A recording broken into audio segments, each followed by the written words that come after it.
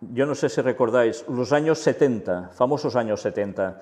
Yo para ese entonces, yo nací en el 64, eran series, cuando yo tenía unos 10, 12 años, se hicieron sumamente famosas, sobre todo una, fue esta que veis a la izquierda, Kung Fu, con David Carradine, el protagonista.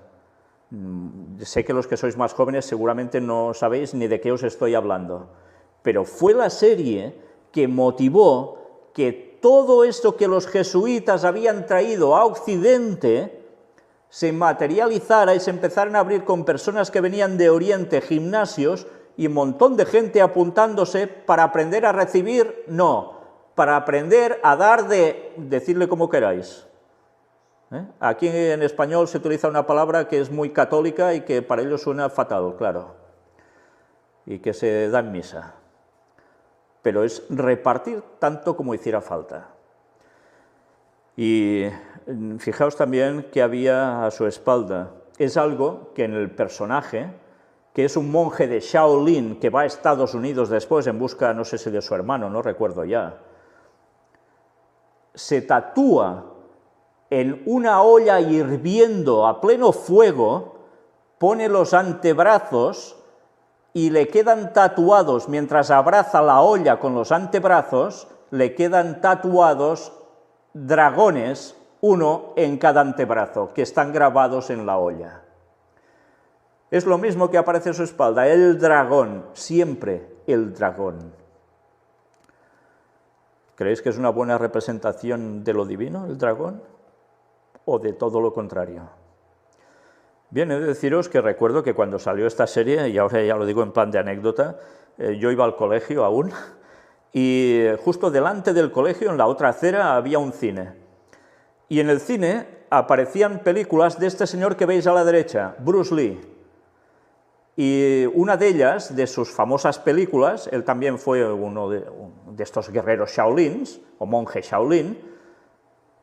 Él fue a Estados Unidos y dicen que fue asesinado por transmitir esos conceptos, etcétera, etcétera, ¿no? Por sus propios compañeros. Bueno, hay toda una historia detrás que vaya usted a saber cuál es la realidad, pero fue famoso también, especialmente por esta película, Operación Dragón. Sí, no podía ser Operación Pato Lucas, tenía que ser Operación Dragón. Siempre el dragón por todos lados. Y yo recuerdo que nosotros salíamos del colegio sobre las 6 de la tarde y en esos momentos terminaba la primera sesión de la tarde del cine.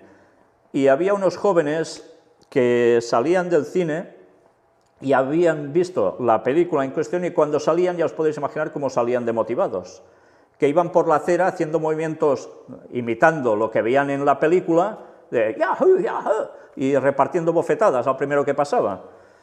Bueno, además eran un tipo de gente muy concreta, gente que había venido inmigrante a esta zona, que bueno, eran muy agresivos y en fin, así se mostraban normalmente.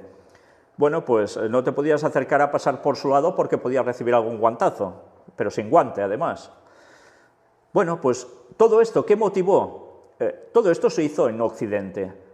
¿Y quién lo trajo? ¿Por qué? Pues a raíz de esto empezó a entrar todo el tema después de cuestiones naturistas y con todos los conceptos que iban llegando de tiendas naturistas también, de cuestión, ¿de qué tipo? Pues vegetariana, y con revistas que iban asociadas a estos conceptos de nutrición, pero también ejercicios y partes espirituales. Y así fue creciendo y difundiéndose por todo Occidente esta, entre comillas, cultura, este conocimiento que venía de Oriente. Y ya veis por quién fue traído todo. Bueno, pues esto lo hemos de tener presente, porque siempre hay una conexión en las cosas. Y recuerdo cuando salíamos nosotros del colegio que, claro, iban diciendo, ¡ah, qué buena es la película del Bruxelles! Le llamaban Bruxelles, y a nosotros nos sorprendía, ¿no? Bueno, ¿por qué? Porque para ellos fue un mito y llegó a ser como algo que debían imitar, igual que a la serie Kung Fu. Debían imitar eso. Hubo otra serie más que se llamaba La Frontera Azul, donde además allí los personajes hacían unas cosas prodigiosas, inverosímiles, pero que en definitiva forman parte también de las creencias místicas de esta gente. Todo muy exagerado, pero también se difundió mucho. Y siempre recordaré que decía al inicio de esa serie, no desprecies a la culebra por no tener cuernos, quizás se reencarnará en dragón. Fijaos una vez más, hasta eso aparecía en palabras. Todo esto, ya veis qué vinculación tiene, pero hay más. También han habido los dibujos animados. Muchos, después de mi generación, pocos años después, ya empezaron a recibir dibujos de este tipo. Son Goku, con bola de dragón Z, también Naruto, y todos con estos tipos de poderes y este tipo de luchas, que también se lanzan energías. Todo esto, ¿por qué creéis que pasa? Pues lógicamente ha sido un minaje diabólico hacia Occidente de un montón de cosas que a nosotros nos eran totalmente alienas, ajenas, pero que ahora ya es algo totalmente habitual. Y lo peor, ¿cuánta gente después quiere coger estas partes? No solo para guerrear, no. Hay muchos que se lo cogen en plan de, mira, así estaré mejor mentalmente, me encontraré mejor físicamente, me sentiré con ganas de, recupero energía, me planteo la vida distinto, y a partir de esto fue empezando a haber una derivación de multitud de factores que tienen que ver con lo mismo, pero en distintas vertientes, que ha abarcado y ha alcanzado a tantas personas con todos los movimientos de la nueva era. Y tantos caen en ese espiritismo encubierto y después no saben cómo salir de todo eso.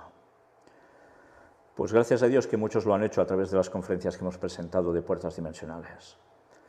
Pero esperemos que también, a partir de lo que iremos mostrando ahora, más personas despierten y se den cuenta de cómo se está moviendo todo esto para también llevar a un ecumenismo y llevar a un nuevo gobierno mundial. Un nuevo gobierno mundial, sí. Porque hubo otro, hace muchos años atrás, conocido como la Torre de Babel. Y de eso estuvimos tratando y seguiremos tratando en los misterios de Babilonia y todo lo que vino después de allí. Y si no nos remontamos hasta allí, no entenderemos muchas de estas cosas que estamos mostrando aquí y ahora.